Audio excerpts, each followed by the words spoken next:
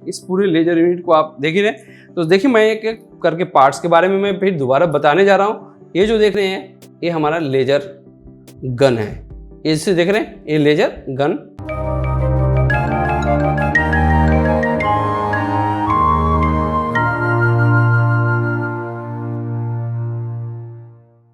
Hello friends, तो आज फिर से मैं अपने लैब में आया हूँ जहाँ पर मैं नए टॉपिक के साथ आया हूँ प्रिंटर्स में। जो प्रिंटर्स का इम्पोर्टेंट टॉपिक्स है वो हमारा होता है लेजर यूनिट। तो लेजर यूनिट के बारे में मैं बताने जा रहा हूँ कि लेजर यूनिट में कौन कौन से पार्ट्स होते हैं, उन सभी पार्ट्स का क्या काम होता है, और उसके साथ साथ फिर हम उसके बारे में फॉल्ट्स भी बताएंगे कि फॉल्ट्स कौन कौन सी फॉल्ट्स से अवेलेबल होते हैं लेजर यूनिट से रिलेटेड। तो देखिए सबसे पहले आप किसी भी प्रिंटर, किसी भी कंपनी का प्रिंटर ले लीजिए, लेजर प्रिंटर, चाहे वो HP कंपनी हो या वो आपको कैनन कंपनी हो या रिको कंपनी हो या ब्रदर हो या किसी भी एनीबडी, तो सभी में लेजर यूनिट लगा होता है। वर्किंग प्रोसेस हमें देखना है कि उस लेजर यूनिट में कौन कौन से पार्ट्स लगे होते हैं। तो देखिए सबसे पहले मैंने लेजर यूनिट के पार्ट्स के नाम के बारे में मैंने बताया है कि कौन कौन से पार्ट्स लेजर यूनिट में होते हैं। तो देखिए मैं आपको यहाँ पर एक एक्सप्लेन भी कर रहा हूँ कि कौन कौन से पार्ट्स हमारे लेजर यूनिट में हो रहे हैं। तो देखिए सबसे पहले देखिए हमारे प्रिंटर्स में पार्ट्स ऑफ लेजर यूनिट मैंने लिख दिया है कि उस लेजर यूनिट में कौन कौन से पार्ट्स हैं। नंबर 1 लेजर गन, क्योंकि लेजर गन जो देख रहे हैं इसे लेजर गन बनाया गया, और इसे लेजर गन से क्या होता है, लाइट को एमिट किया जाता है। एमिट माने फॉल हो रहा है, आगे जाती है क्या पर कॉलिमिनेटर के ऊपर। नेक्स्ट जो हमारा पार्ट्स है कॉलिमिनेटर, जो आप यहाँ पर देख रहे होंगे कॉलिमिनेटर भी लिखा हुआ है इसके सामने। थर्ड नंबर पार्ट्स हमारा है स्कैनिंग मिरर, जो आप देख रहे हैं यहाँ पर स्कैनिंग मिरर है। और फोर्थ नंबर जो हमारे इसके पार्ट्स होते हैं स्कैनिंग मोटर। तो देखिए ये पूरे मोटर है, क्योंकि स्कैनिंग मिरर को रोटेट कराने के लिए मोटर की जरूरत होती है, तो मोटर भी यहाँ पर लगा होता है। उसके बाद नेक्स्ट पार्ट्स हमारा है स्मॉल एम्पलीफाइंग ग्लास। तो स्मॉल एम्पलीफाइंग ग्लास है जो हमारा स्कैनिंग मिरर से जो भी रेज आते हैं उसे क्या करता है, वो एम्पलीफाइंग करता है, और एम्पलीफाइंग करके किसे देता है, मेन एम्पलीफाइंग ग्लास के। तो नेक्स्ट पार्ट्स हमारा है parts number 6 main amplifying glass. और मेन एम्पलीफाइंग ग्लास क्या करता है, आए हुए रेज को एम्पलीफाई करके और इसे वन लाइन सेंसर को प्रोवाइड करता है, जो आपको यहाँ पर देख रहे हैं सेंसर लगा हुआ है, जो आपको लेजर यूनिट में ही आपको लगे हुए मिलेंगे, जो वन लाइन सिग्नल को सेंस करता है। जब तक वन लाइन सेंसर आपका काम नहीं करेगा, जब तक प्रिंटिंग आपका स्टार्ट नहीं होगा। तो देखिए सबसे पहले अब हमें एक एक पार्ट्स का यहाँ पर वर्किंग भी मैं दिखा देता हूँ। ये हमारा है लेजर गन। तो लेजर गन का काम होता है लाइट को एमिट करना। तो जैसे लाइट जो एमिट होती है तो एक फैलती हुई लाइट जाती है, एक कंप्रेस होकर नहीं जाती है, फैलती हुई लाइट जाती है। ऐसे जैसे आप टॉर्च से लाइट जलाते हैं तो लाइट देखते हैं कि आगे में फैलती हुई चली जाती है, तो उसी तरह से यहाँ पर फोकस हो रहा है और ये फैलती हुई लाइट जा रही है। लेकिन ये जो लाइट आपको अंदर जा रही है, तो इस लाइट को क्या कर रहा है, कंप्रेस कर देता है। कंप्रेस करके एक डॉट के फॉर्म में कन्वर्ट कर देता है, और डॉट के फॉर्म में कन्वर्ट करके आगे हमें प्रोवाइड करता है कौन, कॉलिमिनेटर। तो कॉलिमिनेटर का काम होता है कि लेजर गन से आए हुए रेज को कंप्रेस कर डॉट के फॉर्म में कन्वर्ट करना। तो डॉट के फॉर्म में कन्वर्ट कौन कर रहा है, कॉलिमिनेटर। और कॉलिमिनेटर क्या करता है, डॉट के फॉर्म में आगे रिफ्लेक्ट करता है, और रिफ्लेक्ट करके किसे देता है, स्कैनिंग मिरर को देता है। तो मिरर कहीं पर भी लगा होता है, तो मिरर का काम होता है रिफ्लेक्ट करना। तो मिरर पर जैसी लाइट आती है तो लाइट वो आएगी मिरर के ऊपर, और मिरर से कहाँ होगी, रिफ्लेक्ट होना शुरू हो जाती है।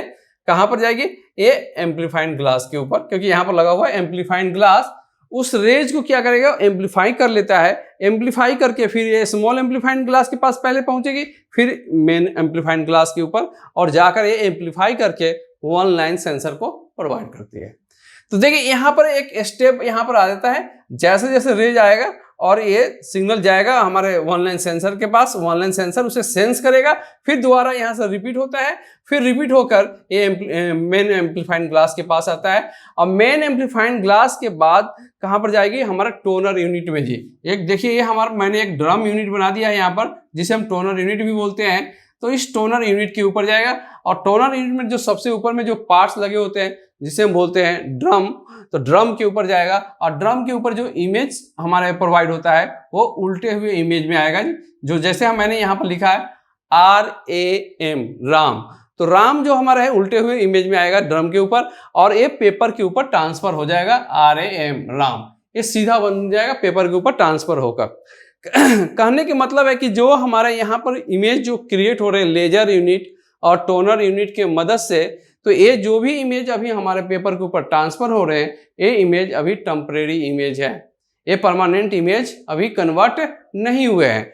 लेकिन हम नेक्स्ट जो हम वीडियो बनाएंगे तो हमको बताएंगे आपको कि जो ड्रम के बाद किस यूनिट में वो जाता है जिसके कारण वो परमानेंट इमेज में कन्वर्ट हो जाता है।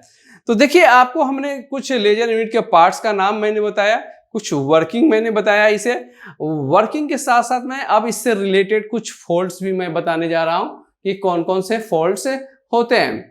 लेकिन उससे पहले मैं एक प्रैक्टिकली आपको दिखा देता हूं कि लेजर यूनिट में कौन कौन से पार्ट्स होते हैं। तो हमारे पास लेजर यूनिट भी है, हम उस लेजर यूनिट को खोल के एक पार्ट्स को आपको दिखा देता हूं।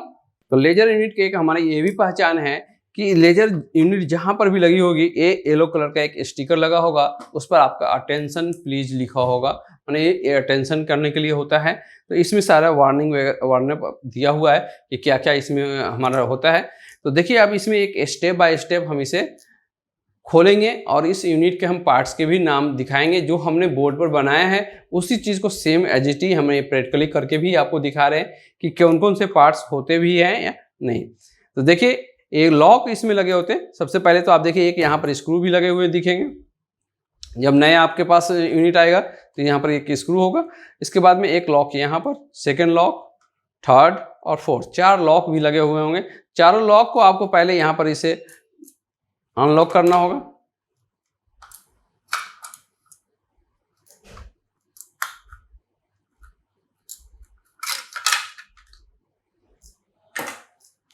देखिए, ये हमारा लेजर यूनिट है जो आप देख रहे होंगे।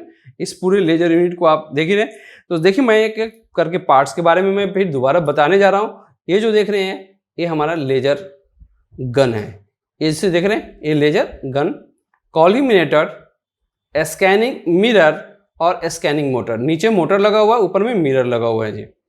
ठीक, small amplifying glass, main amplifying glass और वन लाइन सेंसर यहाँ पर लगा होता है। जब जब हमारे सिग्नल प्रोवाइड होता है तो ये वन लाइन सेंसर के पास जाता है और सिग्नल को सेंस करता है, तभी ये सिग्नल दोबारा रिपीट होता है और पेपर के ऊपर, टोनर यूनिट के ऊपर ट्रांसफर होता है और टोनर यूनिट से हमारे पेपर के ऊपर ट्रांसफर होता है। तो मैं देखिए एक बार फिर दोबारा मैं रिपीट कर देता हूँ। Laser gun, collimator, scanning mirror, scanning motor, small amplifying glass, main amplifying glass, one line sensor.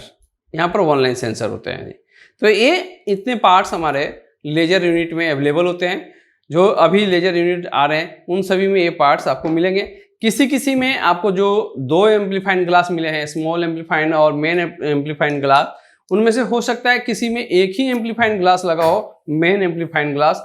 कोई ज़रूरी नहीं होता कि सभी प्रिंटर्स में आपको मेन एम्पलीफाइंग ग्लास और स्मॉल एम्पलीफाइंग ग्लास दोनों मिले।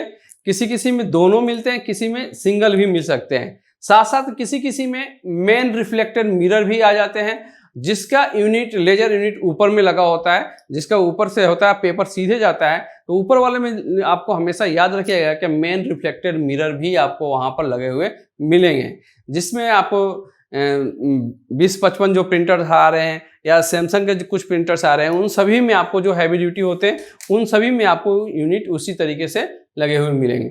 अब देखिए, अब बात आ जाती है कि फॉल्ट्स, इससे रिलेटेड क्या क्या फॉल्ट्स आएंगे।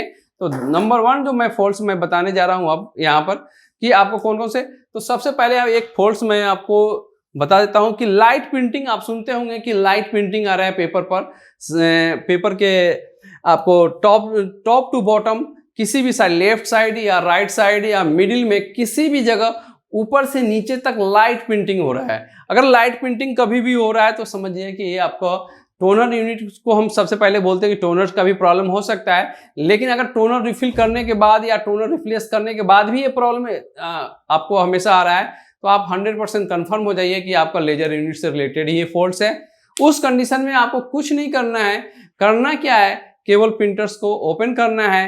लेजर यूनिट को जैसे मैंने अभी ओपन किया वैसे ओपन करना है और इसे ओपन करने के बाद लेजर गन के पॉइंट्स को, collimator, scanning mirror, small amplifying glass और मेन एम्पलीफाइंग ग्लास, इन सभी के पॉइंट को मैंने अच्छे से कॉटन टाइप क्लॉथ से इसे क्लीन कर देना है जी।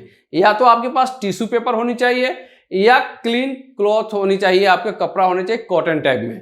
अगर वो कपड़े हैं तो उस कपड़े से भी आप साफ कर दीजिएगा, प्रॉब्लम सोल्व हो जाएगा और 110% प्रॉब्लम सोल्व हो जाएगा। लाइटिंग का प्रॉब्लम, लाइट प्रिंटिंग आती है, क्योंकि जब भी ये एम्पलीफाइंग ग्लास के ऊपर अगर डस्ट आ जाता है या मिरर के ऊपर डस्ट आ जाते हैं तो वो रिफ्लेक्ट तो कर पाते हैं इमेज को, लेकिन वो प्रॉपर नहीं कर पाता है, जिसके कारण लाइट प्रिंटिंग आ जाती है। जैसे आप मान के चलिए, सपोज मैंने एक एग्जांपल ग्रुप में बताता हूँ कि जैसे आप चश्मा पहनते हैं तो चश्मे के ऊपर ग्लास के ऊपर डस्ट आ जाते हैं तो आपको धुंधला दिखना शुरू हो जाता है। तो उसी तरह से सेम यहाँ पर भी होता है कि इस एम्पलीफाइंग ग्लास के ऊपर अगर डस्ट आ जाता है, जिसके कारण इमेज जो हमारा क्रिएट होता है पेपर के ऊपर ट्रांसफर होता है तो वो धुंधला इमेज होता है। तो इसलिए इमेज को हमें क्या करना होगा, इसे ग्लास को क्लीन करना होगा। क्लीन करते ही आपको प्रॉब्लम सोल्व हो जाएगा। नंबर 1 फॉल्ट जो मैंने बताया आपको कि लाइट प्रिंटिंग का। नेक्स्ट एक फॉल्ट और भी इसमें आता है, वो आता है जी कंटिन्यू मूवमेंट। अगर आप कभी प्रिंटर्स को ओपन करते हैं या उसमें बार बार होता है कि आप जब भी ऑन करते हैं तो इनिशियलाइजेशन मूवमेंट काफ़ी देर तक हो रहा है जी, मूवमेंट होते ही चल जा रहा है, कंटिन्यू मूवमेंट हो रहा है जिसे बोलते हैं। तो अगर ऐसा कभी भी प्रॉब्लम्स आपको हो जाता है तो ये समझिए कि आपका लेजर यूनिट का ही ये फॉल्ट होता है। उस कंडीशन में लेजर यूनिट में स्कैनिंग मोटर को हमें सबसे पहले चेक करना होता है, क्या मोटर को सप्लाई दिया जाता है, क्या मोटर जाम तो नहीं हो रहा है, या मोटर में किसी तरह का कोई प्रॉब्लम सिग्नल तो नहीं आ रहा है प्रॉपर। तो मोटर के ऊपर भी एक कनेक्टर लगे होते हैं, जो मैं आपको कनेक्टर्स में गौर करके दिखा देता हूँ। देखिए ये व्हाइट कलर के जो कनेक्टर देख रहे हैं, ये कनेक्टर्स भी आपको प्रॉपर नहीं लगा होगा तो भी आपको ये एरर देता रहेगा जी। ये हमारा स्कैनिंग मोटर होता है और ऊपर में लगे हुए स्कैनिंग मिरर है। तो ये दोनों से भी ये रिलेटेड फॉल्ट्स आपको मिलेंगे ही मिलेंगे, ना मिलने के तो सवाल ही नहीं है। और ऐसे कभी भी फॉल्ट्स आपको मिलते हैं तो आप इसे आसानी से इसे ठीक कर सकते हैं। ठीक है, तो देखिए ये तो हमारा था लेजर यूनिट से रिलेटेड फॉल्ट्स, और लेजर यूनिट में क्या क्या कौन कौन से पार्ट्स होते हैं, उनकी क्या वर्किंग है और इससे रिलेटेड क्या क्या फॉल्ट्स आते हैं। मैंने 2 फॉल्ट्स भी मैंने जिक्र किया है। ठीक है, अब हमारे इसी के साथ साथ मैं नेक्स्ट भी वीडियो में बनाने जा रहा हूँ, जो हमारा टॉपिक हमारा रहेगा टोनर यूनिट से रिलेटेड फॉल्ट्स के बारे में बात करेंगे और टोनर यूनिट्स के रिलेटेड पार्ट्स के नाम भी बताएंगे कि कौन कौन से पार्ट्स होते हैं। ठीक है, तो ये तो हमारा लेजर यूनिट हुआ। मैंने लेजर यूनिट के बारे में मैंने आपको प्रॉपर नॉलेज दिया है। तो ठीक है, नेक्स्ट वीडियो के साथ फिर हम आपसे मिलते हैं। थैंक यू, धन्यवाद।